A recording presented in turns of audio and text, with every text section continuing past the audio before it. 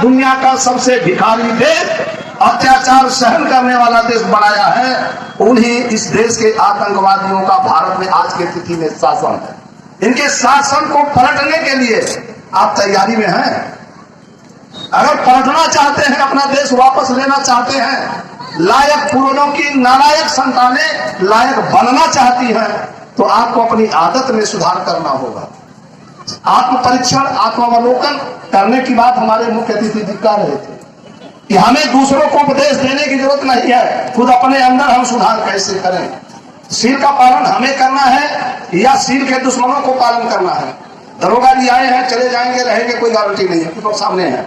इस देश में जोगिंदर कुमार बनाम उत्तर प्रदेश सरकार AIR 1994 सुप्रीम कोर्ट 1349 की खंडिका 13 में राष्ट्रीय पुलिस आयोग की लिपिबद्ध रिपोर्ट 3 नंबर की उसमें लिखा है कि भारत में 60% निर्दोष लोग आज भी जेलों में बंद है। और ये बंद करने वाला कोई और नहीं, दरोगा जी लोग हैं। FIR भी क्या होता है, और FIR आपका भाई कराता है, उनकी मजबूरी है। मजबूरी है आपके भाइयों की। ये बेचारे पुलिस प्रशासन के लोग FIR नहीं करेंगे तो मोहिनी कुमारी बदनाम अन्य के मामले में इन्हीं पर कार्रवाई हो जाएगी। तो ये FIR करते हैं, लेकिन विवेचना करते समय अगर ये नैतिक पतन के शिकार हो जाते हैं तो निश्चित तौर से कि FIR लगाने के जगह आरोप पत्र समर्पित करते हैं। इस तरह के हालात जो भारत में लोकतंत्र के लिए खतरे की घंटी है कि देश में भ्रष्टाचार, निर्दोष लोग जेलों में, अगर ये बंद है और भ्रष्टाचारी सदाचारी बन के घूम रहे हैं तो लोकतंत्र खतरे में है। और लोकतंत्र खत्म हो जाएगा तो ये जो बहुजन समाज यहाँ आया है, इसको कोई पूछेगा? राजा साहब राजा बनेंगे, इनकी रानियां बच्चा पैदा करेंगी, वही देश के मालिक बनेंगे। तो सोचो तुम लोगों का क्या होगा, माता बहनों, तुम्हारा क्या होगा? जहां से बाबा साहब पूरे तैयार शाहू अम्बेडकर जगजग प्रसाद ने निकाल कर आज तुम्हें राजा बनने का हक दिया है, ये भी खत्म होने वाला। अब इसी को तुम्हें संभल के सरकार बना दिया। मात्र 7 चीजें लागू करने के लिए मुझे आपका वोट चाहिए। वोट देने के लिए तैयार हैं? गांव घरों में पूछ लीजिए भाई, चूंकि चुनावी जंग के बगैर कुछ नहीं होने वाला है। अगर आप समझते हैं कि भाषण देके मैं चला जाऊंगा, मुझे 40 साल भाषण देते हुआ, और बदलाव होगा विधानसभा और लोकसभा से। विधानसभा और लोकसभा में आप अपने दुश्मनों को वोट देते हैं, जिसको BP अशोक जी ने भाषण में बताया कि संविधान के दुश्मन को वोट नहीं देना है। टिकट देने से पहले सोचो और वोट देने से पहले सोचो कि टिकट किसको देती है पॉलिटिकल पार्टियां और आप किसे वोट देते हो। ये संविधान के दुश्मन है, तुम्हारी तरक्की के दुश्मन है या तुम्हारे हिमायती हैं। इनकी लफाजी भली बातें सुन करके मैं अफसोस होता है। ये आंकड़ा हो, भारत की पार्लियामेंट में जितने लोग पहुंचे हैं 2024 के लोकसभा चुनाव में, जो आपके वोटों से पहुंचे हैं, इसमें मात्र 39 आदमी 10 करोड़ से नीचे 1 करोड़ से ऊपर की संपत्ति है।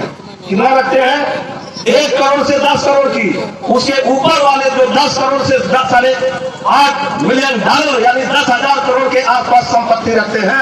504 मेंबर आप पार्लियामेंट पहुंचे हैं। क्या बाघ बकरी की रक्षा करेगा? दोबारा पूछने आया हूं, क्या बाघ बकरी की रक्षा करेगा? क्या ये 10,500 करोड़ तक के मालिक, 100 बीघा के मालिक आपके भविष्य के विषय में सोचते हैं?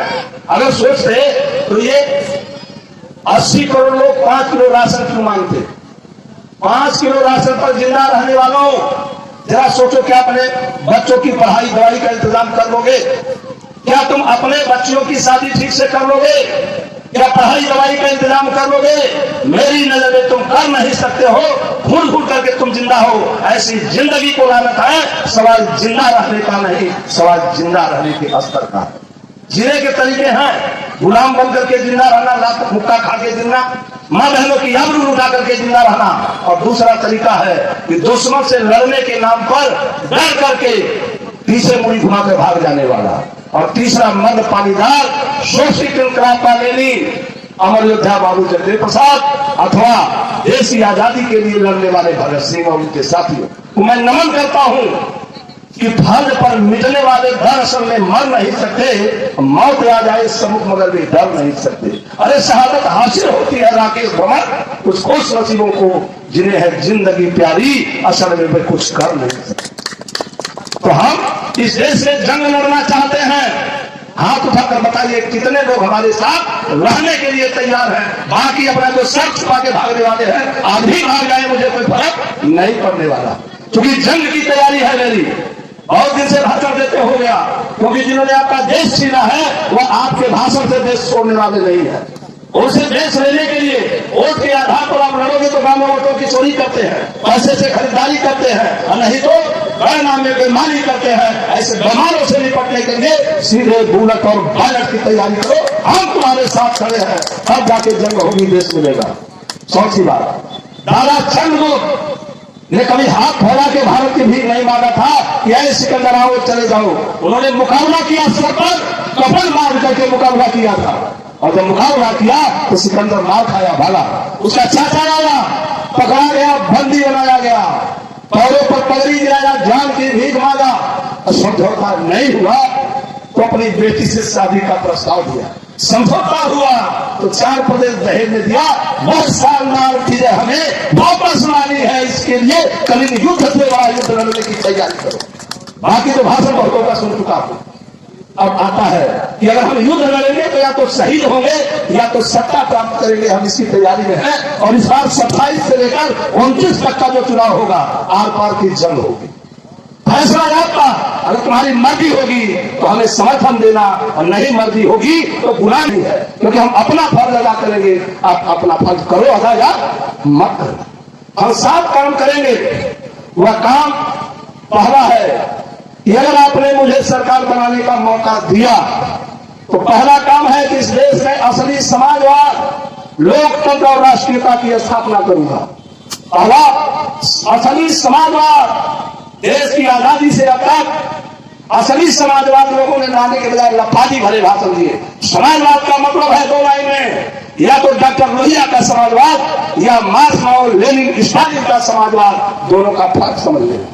पहली लाइन का समाजवाद है कि डॉक्टर लोहिया ने कहा है कि अगर किसी परिवार में माता पिता और उसका एक बच्चा और उसकी बहू है, एक बेटा है, 5 लोगों का परिवार है, माता पिता बूढ़े हो गए और कमाने वाला सिर्फ बेटा है, तो एक बेटा कमाएगा, उसकी कमाई के हिसाब से उसको मेहनताना मिलेगा। बाकी जो 4 लोग उनके सहारे हैं, चाहे उनको पढ़ाई दवाई का इंतजाम हो पाए या मत हो पाए, पेट भरे या नहीं भले, यह लोहिया का समाजवाद है। लेकिन माओ मना मार्क्स, माओ लेनिन और स्टालिन, जिन्होंने जगदेव प्रसाद को जन्म दिया भारत भूमि पर, उन्होंने कहा है लेनिन के शब्दों में कि इस देश में अगर 5 हैं, कमाने वाला एक है तो पेट नहीं भरेगा, बल्कि 5 का पेट भरने के लिए, पढ़ाई दवाई के लिए जितनी जरूरत पड़ेगी आवश्यकता के अनुसार हम वेतन देंगे। फैसला तुम्हें करना है। कौन सा समाजवाद इस मुल्क में चाहते हो? लोहियावादियों को आपने कम से कम तो 10 साल मौका दिया है। कभी चरण सिंह जी के साथ दिया, कभी मुलायम सिंह के साथ दिया, कभी लालू जी को दिया, कभी नीतीश को दिया है, केंद्र से लेकर प्रदेश में। क्या उनका समाजवाद आया? उनका समाजवाद आया नहीं आया तो क्या करना होगा? ऐसे भगोर संख्यी समाजवादियों को वोट देना बंद करो। पहली लाइन बंद करोगे या नहीं?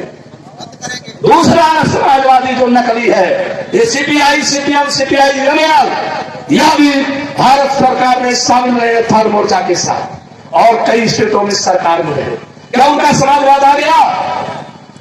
न तो नकली समाजवादी, लोहियावादी या मार्क्सवादियों का समाजवाद भारत में नहीं आया है, इनकी कथनी और करनी में है।